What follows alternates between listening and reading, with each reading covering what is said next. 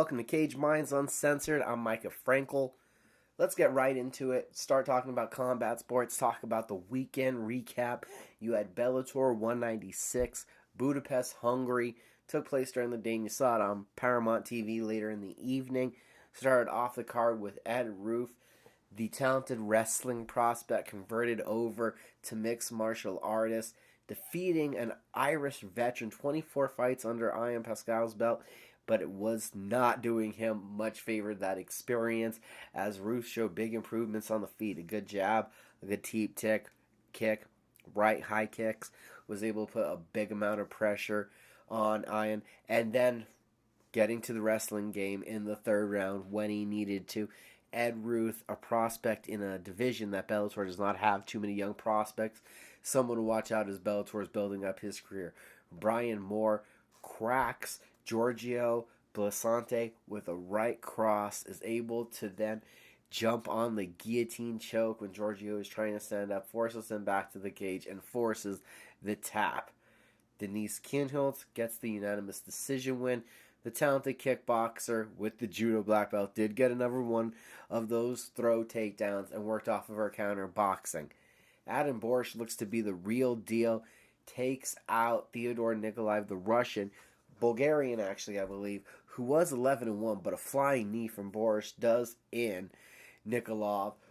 Borsch used his technical striking ability and had the Bulgarian backing up most of the fight. Then in the main event, Benson Henderson picks up his first legitimate win inside of the Bellator cage. Some big body shots with the kicks.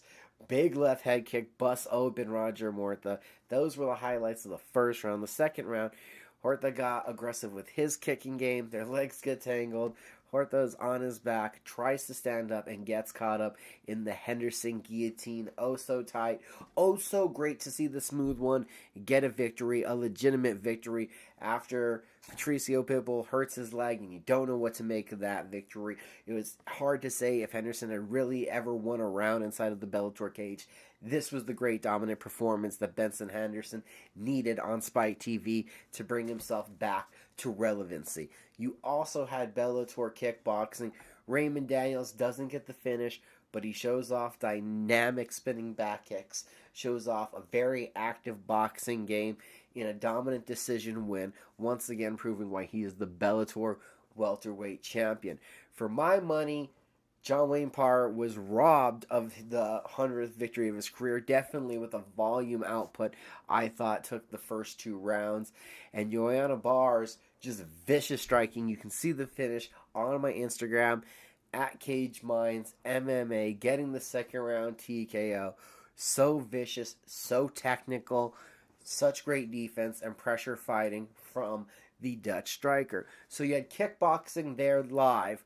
Also want to note real quick, finally, and I say finally because I know you can see it on ESPN 3, but with ESPN having the deal with Glory Kickboxing to show the Glory main cards, I just wish we'd get them live here in the United States. This past weekend, if you didn't know, I believe it was also Friday night, Glory 52 from the previous couple weekends ago in LA was shown finally. Got to see Roman Van Roosmalen in his pressure styling, defending the featherweight title from Kevin Van Nostrand. You saw the vicious, aggressive style and overpowering flurry, getting the only stoppage of the night of Simon Marcus. Some of those highlights you finally got to see. Wish ESPN and Glory would make that agreement to have them live here. Let's really promote kickboxing.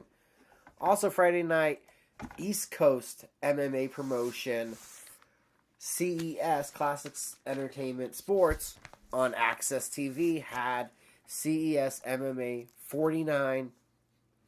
You had Sean Soriano smoking Jonathan Gary with a straight down the pipe, landing to the jaw, taking the back, trapping the arm, and finding the rear naked choke.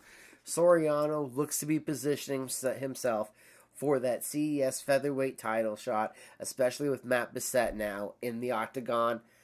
You had Matt Almy and Richard Santiago in a crazy fight. Santiago blasts Almy with a side kick to the face, knocks him back. Almy comes forward hard and is able to find the teep kick, ball of the foot, right to the sternum, takes all wind away from Santiago, and is able to then swarm, finding a Darish choke in the scramble, getting the submission victory 55 seconds into the first round. What more could you ask for? Both guys hurt each other, and then we got a finish. It was a fun fight. Jeremiah Wells finds the chin of Gary Bellator Jr. with a nasty right cross. Big knockout win there. New lightweight champion CES, Nate Andrews, submits Chris Padilla in what was a crazy fight. Padilla had what was a very deep rear naked choke on Andrews in the first round, but Andrews able to swarm back, escape a bad position, get to the back of Padilla. Padilla actually escapes the choke and then allows himself to get put back into it.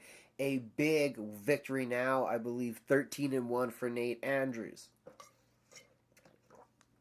In the main event, the welterweight title being defended by Chris Curtis against Jason Norwood. And Jason Norwood, I believe, gets one eye closed, definitely got his nose flattened, working behind the jab. A technical destruction by Chris Curtis. Did everything he could to get the stoppage, but to no avail. You got to wonder, with the UFC so determined about finishers, if they're going to make Curtis defend another one.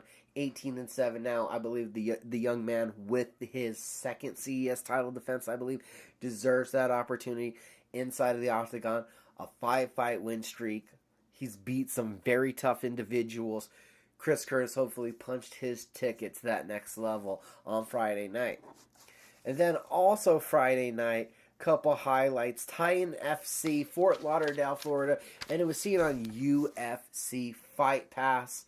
I mean, craziness. 2 fights last 31 seconds. Steve Mowry knocks out Ced Snowmouth, and Paulo Soriano, in just what was a brawl, takes out George Fernani. A new welterweight champion was crowned as Jose Caceres is able to submit Rami Hamad in the 5th round. Hamad and Caceres, this is the second time they met at CES 48. The bout was a no contest after Caceres landed a low blow that Hamad was unable to come back for. Almost the same thing happened in the first round of this fight. You felt a point should have been taken, but it did not matter in the end, as Caceres was able to really paralyze Hamad with the threat of the takedowns. And when they got to the ground, which it would do with Caceres' relentless attempts, Caceres would have his way looking to threaten Hamad in a serious manner, getting that rear naked choke in the 5th round. Jason Soares takes the featherweight title from Luis Gomez in the main event.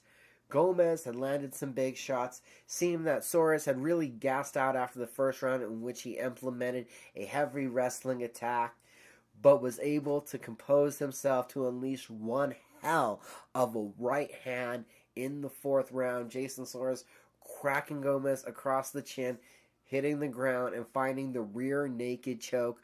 A new Titan FC featherweight champion.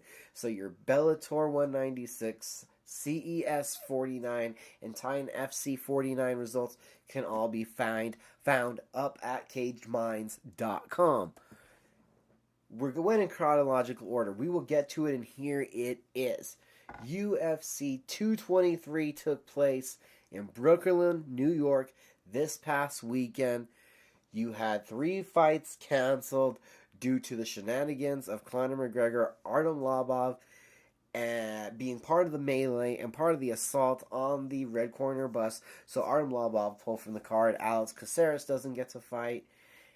Anthony Pettis loses out on his bout with Mike Chiesa due to glass cutting Chiesa from the dolly that McGregor threw. That same glass got into the eye of Ray Borg. Hopefully, I'll be able to get some comments from Ray here sooner than later, catch up with him, trying to give him some time to digest and go through. Especially, the man's bleeding from his eyeballs. Gonna try to get some comments from him soon, but the fight obviously with Brandon Moreno called off. So 3 fights affected by the shenanigans and antics of Connor Mcgregor, which I suspect was reactionary due to the Artem Lobov, Khabib Nurmagomedov footage that we all saw the day before with their little stare down in the hotel.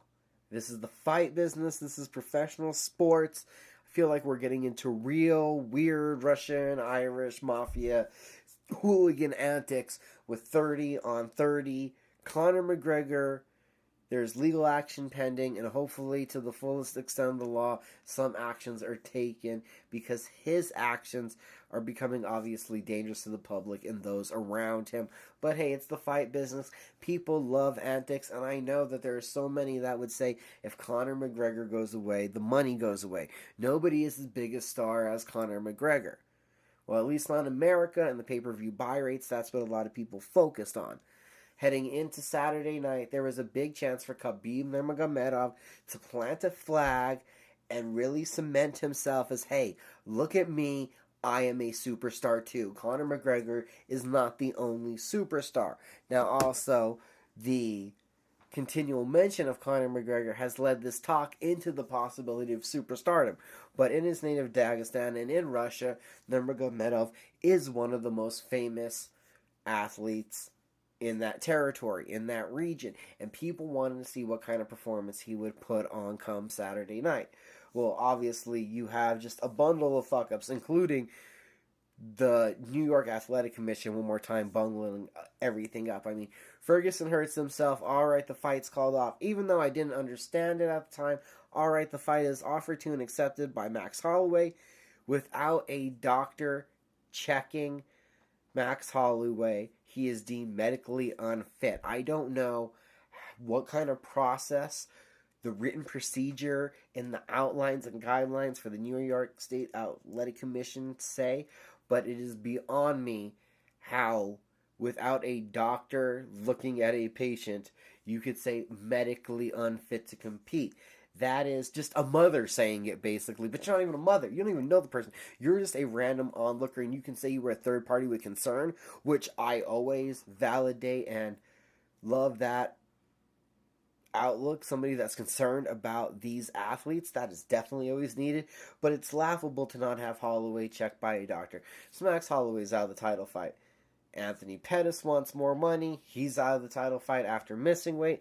Paul Felder isn't ranked. The UFC rankings bite him in their butt.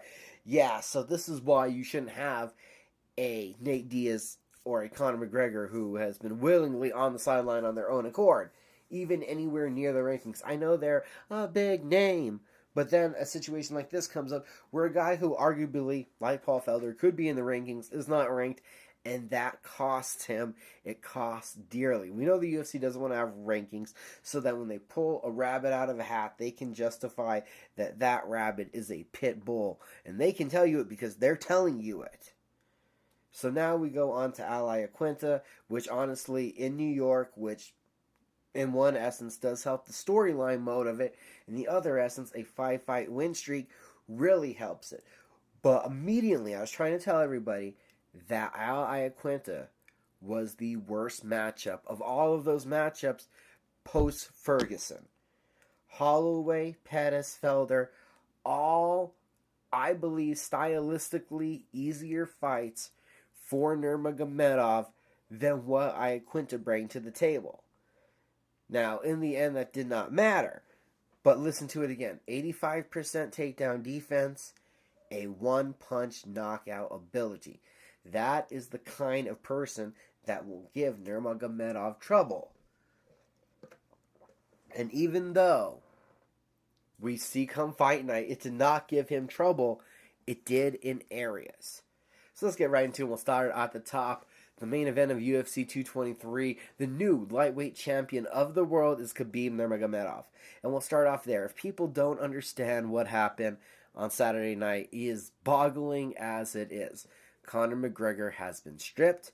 Tony Ferguson's belt dissolved into thin air, according to Dana White. The new lightweight champion, the UFC lightweight champion of the world, Khabib Nurmagomedov. I believe that the next fight that should be made should be the Tony Ferguson fight. Give it a sixth try. I can't believe I'm saying that, but you have to have, I believe, at least Eddie Alvarez and somebody else on call, at least two backups, to make sure that we do get that next lightweight fight.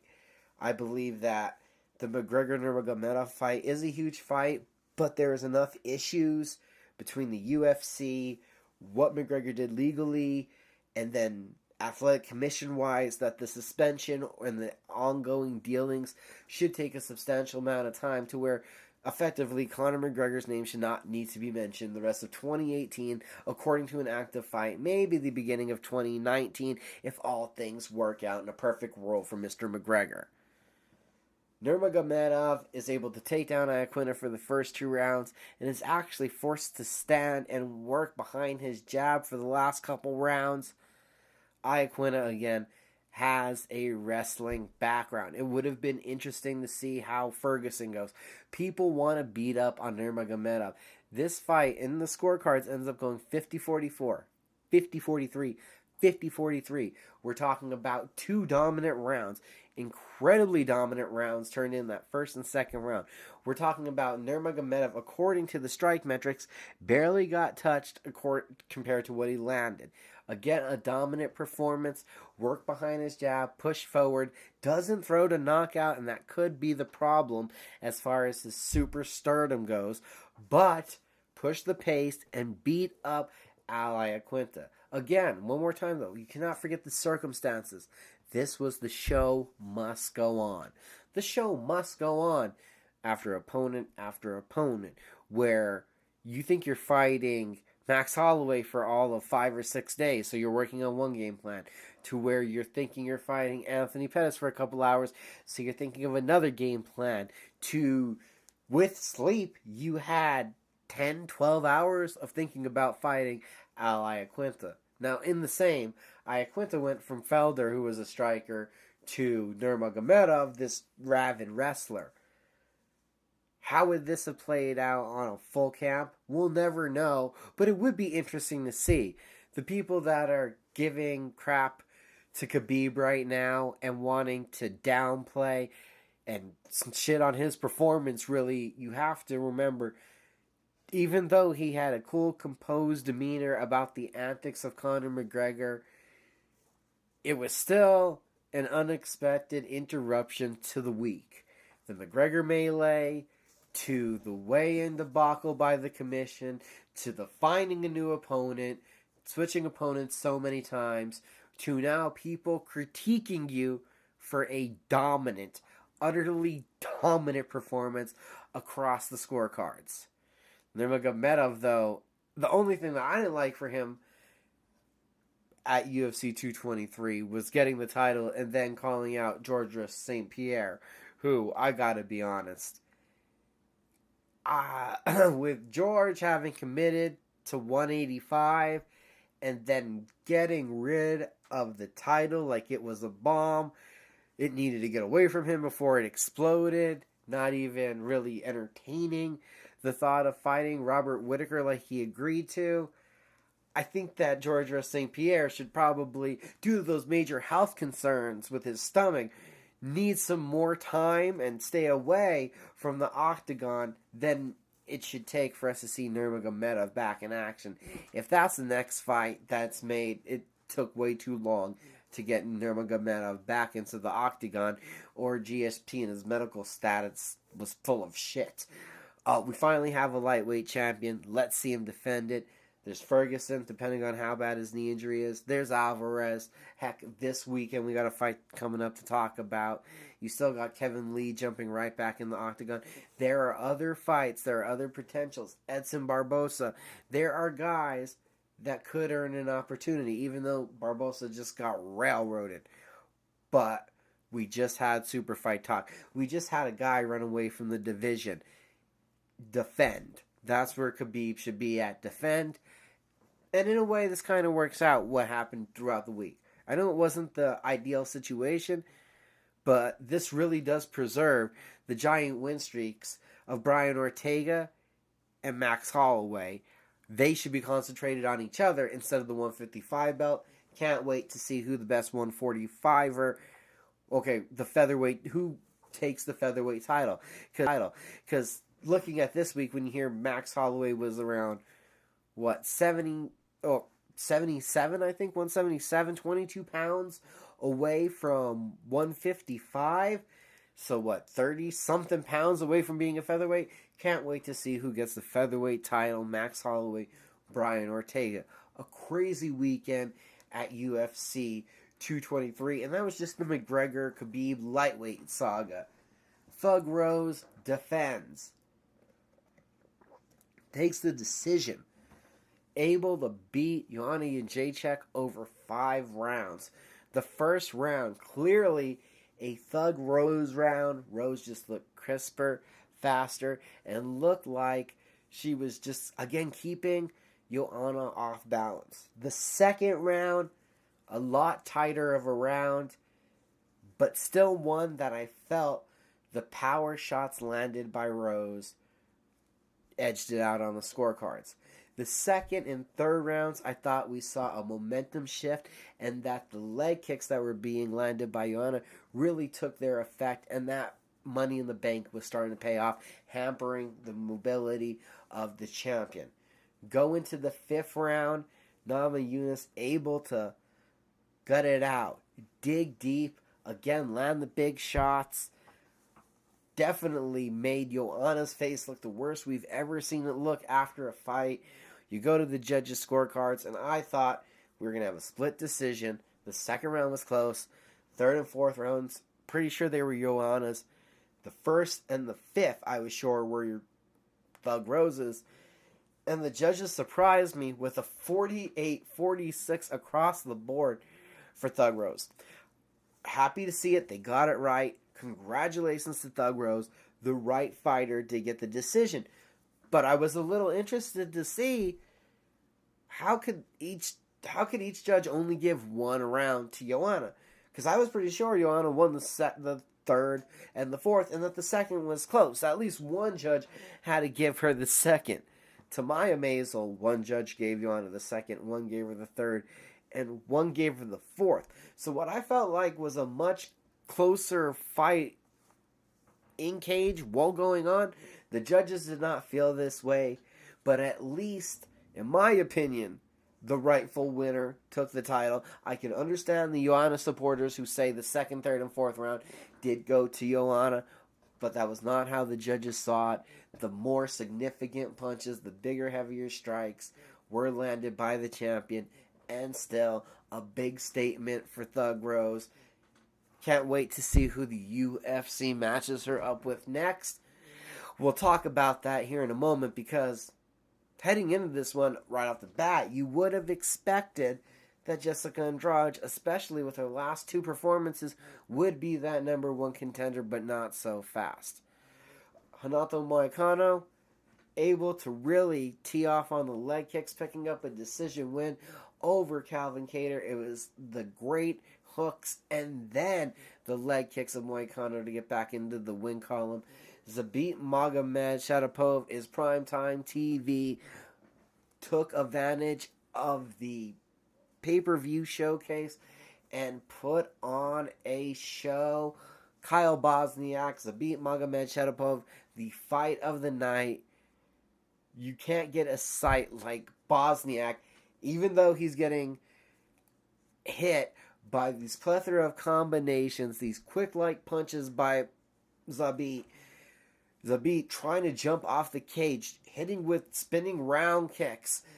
Bosniak will not back down, running forward, screaming, looking to drop bombs, swinging big hooks. The high point of every fight besides the title fights was that fight. An incredibly entertaining slugfest. I just mean the guys went for it. Zabit, the 145-pound division in the UFC, endless with young talent. As we've talked about before, guys like Yair Rodriguez, Mirsad Bektic, Doho Choi. We've been talking about the two young men at the top of the division right now, Brian Ortega and Max Holloway, 145 pounds. Love the depth in that division. Chris Gruetzemacher gets a TKO stoppage of Joe Lozon. Combinations, going high, going low, and pressing forward. The corner stopped the fight after the second round, the Lozon corner, in right of worrying about safety for their fighter. Lozon is not wearing damage well. He bleeds and swells rather quickly. Who knows if that could be the last time we see Joe Lozon. Maybe it could be a little bit right now in a rough patch. The FS1 prelims, as this card was so demolished, were the only prelims. Karolina Kovacevic enters herself into that strawweight title picture. It was a split decision. Not sure how the judges called this one a split decision. Great elbows in the clinch, an ability to press forward, landing the cross and being the more aggressive striker at distance. Kovacevic taking the decision and stopping the momentum of Felice Herring, who had won 3 straight. Taking the fight on short notice, and this is where opportunities can get cashed in on again. You want to take advantage of an opportunity. Mirbek Tasimov had been on the verge of the top 15, finally got a big opportunity, was going to face Evan Dunham. Instead, he's injured. Taking his place is Olivier Aubin-Mercier.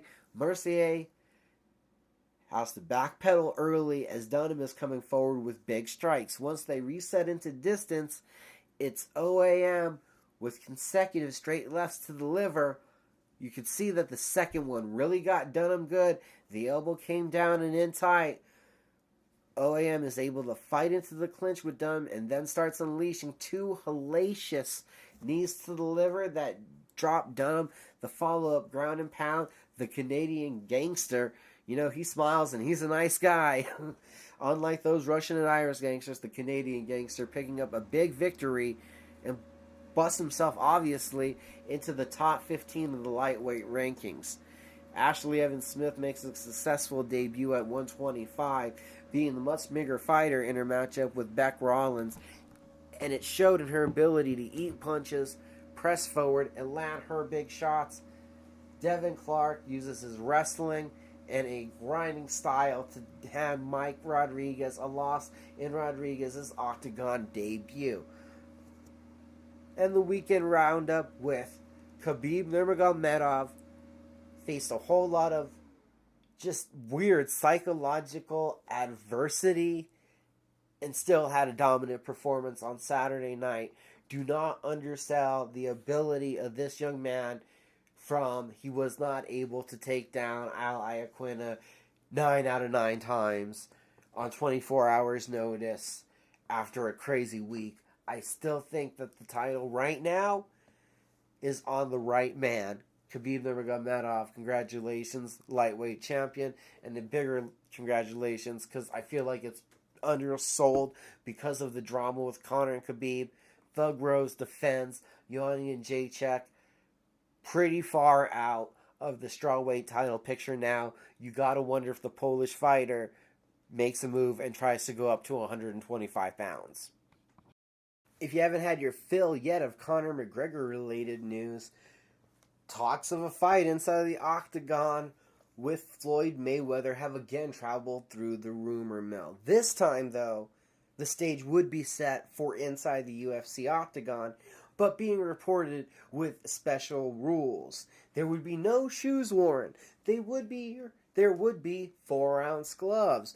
There would be 5-minute rounds. This all sounds pretty conducive to what we do in the UFC. But then comes the tidbits that said there would be no kicks, no clinching, no elbows. So it sounds like we're rumoring that there would be a boxing match with no kicking between Conor McGregor and Floyd Mayweather inside of the Octagon. The hilarity is that this actually has traveled quite far and is making it quite wide. I believe that the next person Conor McGregor will be shadowboxing will once again be inside of a quite smaller prison cage kind of looking place, but whatever. Ha ha ha ha. Feel like that rumor could have came out a couple days ago, about 9 of them. April 1st, that would have been a great April Fool's joke. Some rumors you just gotta let roll off your back.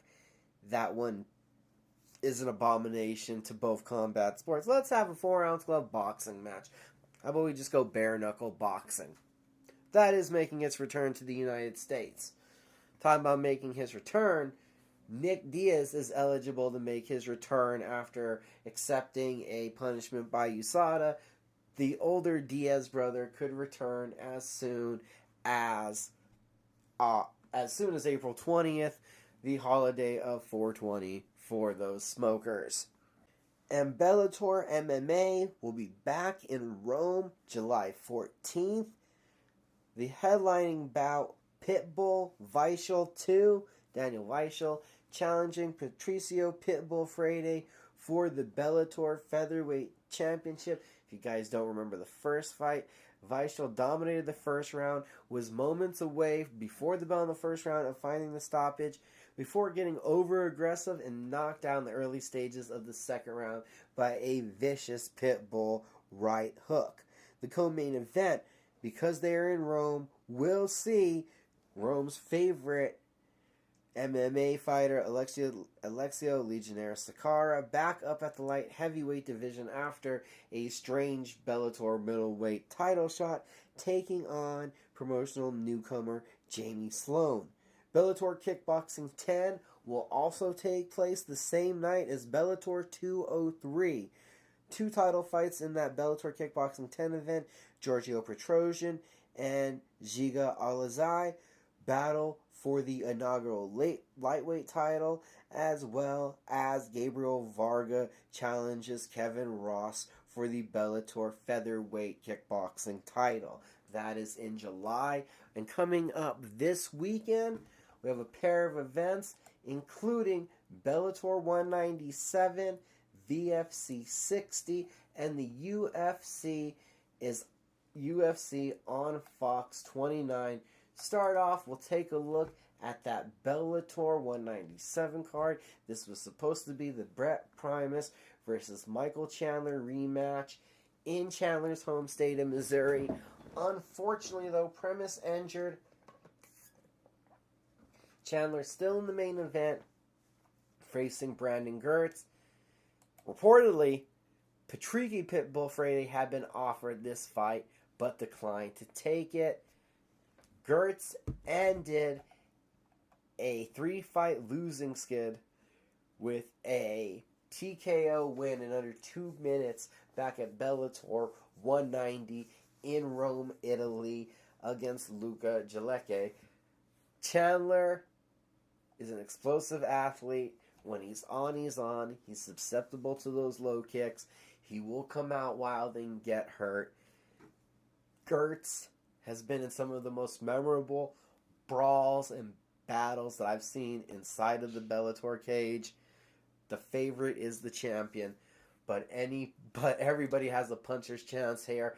And you can't forget that Gertz does have the wrestling and submission background, is a Michael Chandler, but people will give Chandler all the advantages in this fight just by a slight notch. A upset is not out of the realm of possibilities, and imagine what that would do with Chandler on the precipice of a title fight. AJ McKee, in one of the biggest fights of his career, the undefeated prodigy at 10-0, taking on UFC vet, a tough alum, former RFA featherweight champion Justin Lawrence. You have McKee coming off of submitting, choking out Brian Moore. Rebounded nicely this weekend, Moore. McKee, 4 knockouts, 3 submissions. The long striker, who is a grappler at heart, has those long limbs, and is able to get those funky submissions. Lawrence, a karate-based stylist, training in Arizona, has been up and down, his 11-4 record, getting in the UFC and the Ultimate Fighter at 3-0, knocking out John Kofor. It looked to be the sky is the limit, but after losses to Holloway and Pineda, went to RFA, got back on track, and has been up and down here in Bellator, losing to Emmanuel Sanchez in a split decision, losing a decision to John Teixeira. 2 fights in a row victories now for the American kid, who really has to be able to move forward. He does have a wrestling background, a karate background, but so far the air of invincibility and the confidence that AJ McKee has seems to be endurable. Lawrence has to do something to take that confidence away and earn respect. He does have that kind of finishing power and creativity. This one could be fireworks. So really, 2 fun fights there up at the top of the card. Devin Brock has already scored a huge victory in his professional debut, a decision upset win over Kron Gracie. He now looks to dethrone or derail the hype train of Kevin Ferguson, Kimbo Slice Jr., who has rebounded nicely after getting submitted in his pro debut at Bellator 165 with a TKO Daryl Griffin and a submission of Freddie Freeman. Both finishes coming in the first round. Bellator 197. You don't say this a lot about Bellator, but they are going hard to promote the young fighters tonight. I can't tell you how excited I am and pumped for this card. Not to mention undefeated Logan Sorley taking on Joaquin Buckley, another pair of young prospects. Sorley, 6 knockouts, 1 decision coming out of South Dakota.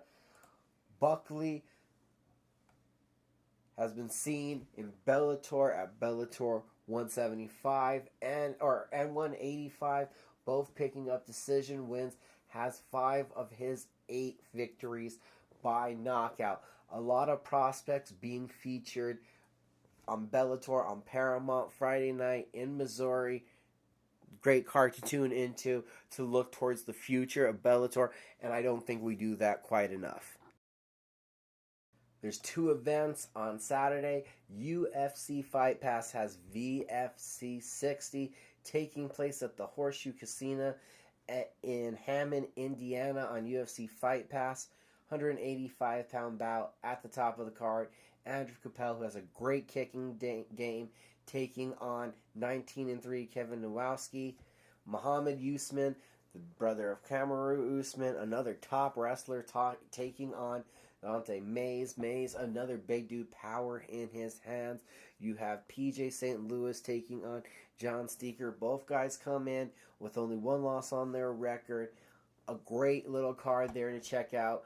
VFC, another tremendous feeder promotion that you can see on UFC Fight Pass. Saturday night, the UFC is in the desert. UFC on Fox 29. The early prelims include tough finalist Diego Lima against former title challenger Yushin Thunder Okami. That one gives me chills. Not to mention tough grappler Dan Moret making his debut against well-rounded but more on the grappling side of things, I feel, Gilbert Burns, tough Brazilian who trained for a long time with American Top Team. You also have looking to rebound from a 2-fight skid, Cool Hand Luke Sanders against Patrick Williams. Sanders has had also much potential, but really has hit a skid in his last 2, hitting some highs and then falling to defeat. Matthew Lopez showed blistering power and finishing ability in his first trip into the octagon. Got knocked out the second time out when he had an opportunity to break into the top 15. Takes on Alejandro Perez. Perez always looking for that takedown and to push the pace. Couple big guys meet in the late heavyweight division. Alahar Sinbular, undefeated wrestling background, takes on Adam Warish, a big Polish striker. Krzysztof Jocko and Brad Tavares in a meeting of top 15 ranked middleweights. Both guys like to blast away with their striking, putting combinations together in big kicks. This one, a big-time contender for fight of the night. In the flyweight division, former title challengers John Moraga, Wilson Hess look to match up. I feel like Moraga is good everywhere. Hess's striking is underrated, so they're two very good guys, not overwhelming power, not overwhelmingly active, but this is going to be a dogfight in the flyweight division. Ricky Rainey, an XFC and Bellator vet that I'm surprised Bellator let go of. As earlier, I was praising them for showcasing some of the young talent. The Sniper is going to be taking on Muslim Saki of the King of Kung Fu, who was just spinning and all out crazy in his first fight. Look for this one to be a knockout. Middleweights also meet when Antonio Carlos Jr. faces Tim Boach. Carlos Jr. hits hard, vicious submission game. Boach, though, when he bites down on that mouthpiece, throws big hooks in the clinch, very, very effective. Also can lean on his wrestling background if he's able to get out of the submission threats. The main card includes a top 10 strawweight matchup. Cast Iron Courtney Casey, the former soccer player who is durable, who has nice arm bars, takes on the karate hottie Michelle Watterson. Watterson, good kicks, a active striking game, a very active submission game off of her back. That one at 115. Israel Adesanya made a huge debut in Australia at UFC 221.